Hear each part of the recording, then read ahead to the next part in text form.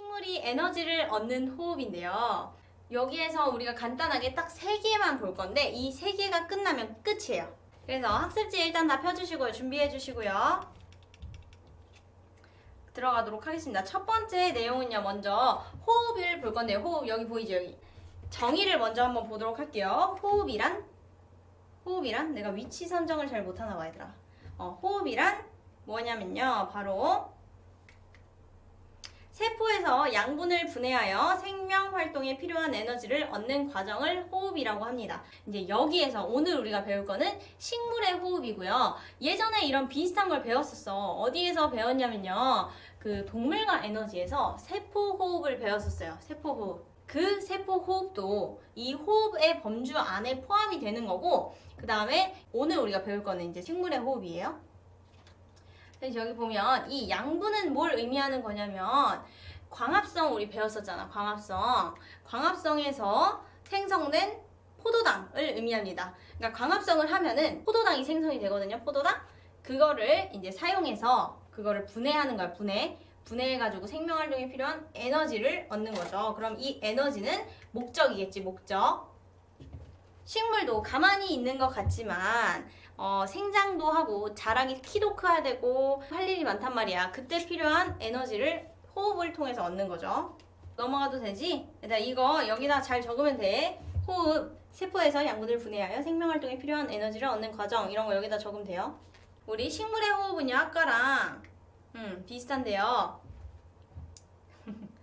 식물의 아까랑 집중. 식물의 세포에서 광합성으로 만들어진 양분이 산소와 반응을 해서 이산화탄소와 물로 분해되면서 생명활동에 필요한 에너지가 방출되는 과정을 식물의 호흡이라고 해요. 그러니까 아까랑 거의 똑같지. 근데 여기서 추가된 건 뭐냐면 식물 세포고요. 광합성. 그 다음에 이때 만들어진 양분이랑 산소랑 반응해서 이산화탄소와 물이 생성되고 추가적으로 에너지까지 방출되는 이 과정이고요. 식으로 쓰면 이렇게 쓸 수 있습니다. 식으로 쓰면 양분이랑 산소랑 만나서 이산화탄소랑 물이랑 에너지가 생성되는 거예요. 이때 이 에너지가 이제 식물의 생장이나 아니면은 할 일 많잖아. 그런 거에 이제 주는 거죠. 뿌리 자라고 키도 커야 되고 뭐 할 거 많잖아. 그죠? 그래서 식물의 호흡은 이겁니다. 이거 쓰셔야 돼요. 뭔가 줄었다. 인원이. 4명인가 들어와야 되는데 지금. 그래서 식물의 기체 교환 볼 건데요. 식물의 기체 교환. 이제 지금 벌써 3분의 1을 했어. 우리 애들 학습지 보면 우리가 이 3개가 있는데 지금 3분의 1은 한 거예요. 그럼 3분의 2 봅시다. 식물의 기체 교환인데요. 요거는 이제 어떤 걸 볼 거냐면 낮이랑 밤에 식물의 행방이 어떻게 되는지, 식물은 무슨 일을 하는지 이런 거를 볼 거예요. 일단 낮일 때 한번 봅시다. 낮에는 그림을 한번 보면 학습지랑 똑같은 그림인데 여기 이게 이파리고 그 다음에 빛 에너지가 있죠. 그래서 빛 에너지가 이렇게 들어오면 이제 이산화탄소랑 빛 에너지랑 반응을 해가지고 뭐가 생성돼요? 산소가 생성되죠. 산소. 이때 이 산소가 생성이 되고요. 낮에도 이 식물은 살아있잖아. 그러면은 숨을 쉴까 안 쉴까? 호흡을 하겠지. 호흡을 하긴 해요. 이때는 산소를 써요. 산소가 이제 호흡에 사용이 되어서 이산화탄소를 생성합니다. 근데 여기 보면 이 화살표 굵기에도 두께에도 차이가 있듯이 낮에는 광합성 양이 많을까? 호흡의 양이 많을까? 광합성 양이 월등하게 많습니다. 그래서 광합성 양과 호흡량을 비교하자면 광합성 양이 낮에는 훨씬 많고요. 호흡량은 있긴 있지만 안 하는 건 아니지만 비교적 적다는 거. 그 다음에 이산화탄소는요.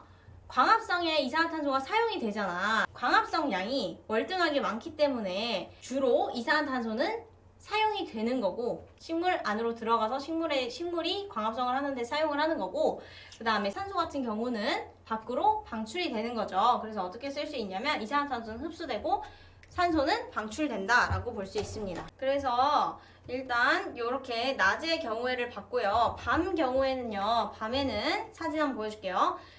밤에는 빛이 없어. 빛이 없으면 광합성이 일어날 수 있을까 없을까?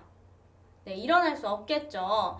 이때는 광합성은 일어나지 않고 호흡만 일어나요. 호흡만. 뭐만 일어난다? 네, 호흡만 일어나요. 호흡만. 이때 이산화탄소는 호흡만 일어나기 때문에 밖으로 내보내죠. 공기 중으로 나가고 이산화탄소는 쓰이는 거죠. 그래서 이산화탄소는 방출되고 산소는 흡수된다. 이때는 얘네 둘이 밤과 낮에는 이제 반대이다. 근데 이때 주의할 점은 광합성량, 그러니까 낮에는 광합성량이 많기 때문에 산소가 방출되고 이산화탄소는 흡수되는 거고요. 밤에는 호흡만 일어나. 광합성이 일어날 수 없어. 빛이 없기 때문에 재료가 없어요. 그래서 이산화탄소는 방출되고 산소는 흡수된다 라고 볼 수 있습니다. 이렇게 두 가지를 봤고요. 이제 3분의 2를 했어요. 이제 3분의 3만 하면 되는데 세 번째는 뭐냐면 우리가 이전에 배웠던 광합성이랑 호흡을 비교할 거야. 얘들 비교할 때는 표가 제일 편해요. 표가 제일 편해. 그래서 이렇게 표를 볼 건데 여기 7가지지. 7가지를 보면은 끝입니다. 7가지 보면 되는데요. 일단 과정을 먼저 보면요. 반응식인데 광합성은 예전에 배웠으니까 일단 띄워놓고 설명을 해줄게. 광합성은요. 이산화탄소랑 물이랑 에너지랑 빛 에너지랑 만나서 포도당이랑 산소, 양분이랑 산소를 만들어내는 게 그 광합성의 반응이고요. 그 다음에 호흡의 경우에는요. 이거의 완전 거꾸로야. 거꾸로. 반대. 그래서 포도당이랑 산소가 만나서 이산화탄소랑 물이랑 에너지를 생성하는 거. 이때 이 에너지는 빛 에너지만은 아니에요. 그러니까 우리가 우리가 숨을 쉰다고 해서 빛이 나는 건 아니잖아. 얘도 식물이 호흡을 한다고 해서 빛이 나는 건 아니고 이 에너지는 이제 키가 자라거나 이런 에너지로 쓰이는 그런 에너지를 의미하는 거고요. 그 다음에 두 번째 식인데요. 광합성은 얘들아 언제 일어난다고? 여기 보면은 빛 에너지가 있어야 된대. 그럼 언제 일어날까? 밤에 일어날까? 아니죠. 낮에 일어나겠죠. 낮. 그래서 빛이 있는 낮에 일어나는 거지. 오늘 같은 날은 지금 햇빛 쨍쨍해졌니? 오늘 잠깐만.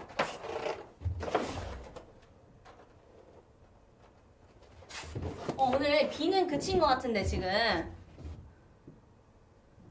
오늘 같은 날은 조금 덜 일어나겠죠. 광합성이. 왜냐면 해가 쨍쨍하지 않기 때문에. 그 다음에 그 시기 이제 호흡의 같은 경우는요. 낮에도 밤에도 항상 식물은 살아있죠. 살아있는 생명체란 말이야. 그래서 얘는 낮과 밤 모두 하루 종일 호흡이 일어납니다. 그 다음에 장소 볼 건데요. 장소. 광합성은 염록체에서 일어나고 염록체에서 일어나고 그 다음에 호흡의 경우에는 모든 세포에서 일어나요. 모든 세포가 살아가기 위해선 에너지가 필요하기 때문에 에너지를 생성하는 호흡이 모든 세포에서 일어나고 그 다음에 장소는 광합성은 염록체에서만 일어납니다. 그럼 이번엔 재료를 볼 건데요. 이거 중요해. 재료를 볼 건데요. 재료는요. 광합성의 경우에는 물, 이산화탄소, 빛, 에너지. 여기 위에서 왼쪽에 있는 것들이 재료야. 이산화탄소랑 물과 빛, 에너지만 있으면 광합성을 할 수 있어요. 그래서 포도당과 산소가 생성이 되는 거죠. 호흡의 경우에는 산소와 양분이 그 재료로 쓰입니다. 산소와 양분.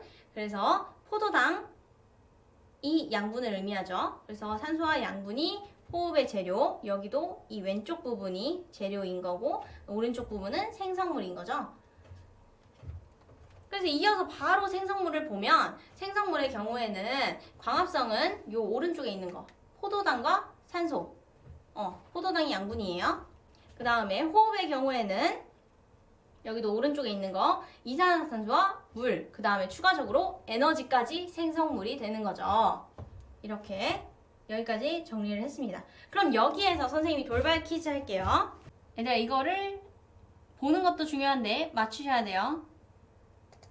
네, 돌발 퀴즈인데요. 돌발 퀴즈의 답은 구글 클래스룸에 해주시면 되고요. 여기에서는 문제만 나오는 거예요. 문제만. 그러면 문제 보여드릴게요. 질문. 식물이 호흡을 할 때 쓰이는 재료가 맞는 것을 보기 중에 골라라. 이게 질문이고요. 여기에서는 보기를 볼 수 없어요. 가서 보기를 보셔야 돼요. 질문에 대한 답은 다시 한번 말씀드리지만 구글 클래스룸에 올라온 돌발 퀴즈 과제 제출로 해주시면 되고요. 보기도 거기 나와 있으니까 수업이 끝난 후에 후다닥 가서 제출하시면 됩니다. 돌발 퀴즈 점수는 수업마다 10점이고요. 수업의 출첵에도 사용되지만 나중에 이벤트가 있을 수도 있으니까 열심히 하십시다. 아시겠죠? 문제 다 읽으셨죠? 이따가 답변하시면 돼요. 네, 다시 돌아와서 이어서 수업을 하도록 하겠습니다. 여기 보면 방금 이제 돌발 퀴즈 한번 되짚어 보면은 식물의 호흡에 쓰이는 재료가 맞는 거. 여기 그럼 재료 보면 되겠죠, 여기. 이 둘 중에 한 개겠지, 둘 중에. 이 둘 중에 한 개인 거죠? 가서 잘 푸시면 되겠습니다. 수업을 다 들으셨으면, 수업을 들었으면 무조건 풀 수 있는 문제예요. 맞추셔야 돼요. 그 다음에 이 에너지 볼게요, 에너지. 광합성의 에너지는요, 저장이 되는 거예요. 광합성은 이제 일단 뭐 생성되거나 이런 건 아니지만 일단 안에다가 내재되어 있는 거예요. 광합성을 하면. 그 다음에 이제 에너지 호흡은요, 에너지가 방출되는 거지. 여기서는 에너지가 이렇게 생성이 됐잖아. 그래서 에너지를 뿜는 거죠. 그게 이제 호흡에서의 에너지고요. 광합성에서의 에너지는 저장이 되는 거예요. 흡수.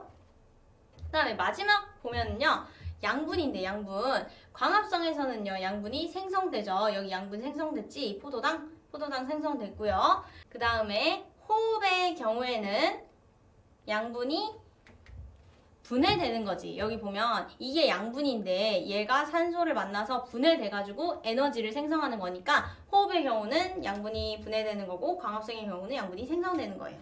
그 다음에 이제 마지막 넘어갈게요. 지구온난화가 가속화되고 있어요. 우리는 왜 나무를 심어야 할까? 약간 초딩스러운 질문이긴 하지만 한번 대답을 해보세요. 여기 사진을 하나 보여줄 건데 여기 사진, 우리가 이게 광합성하는 사진이거든?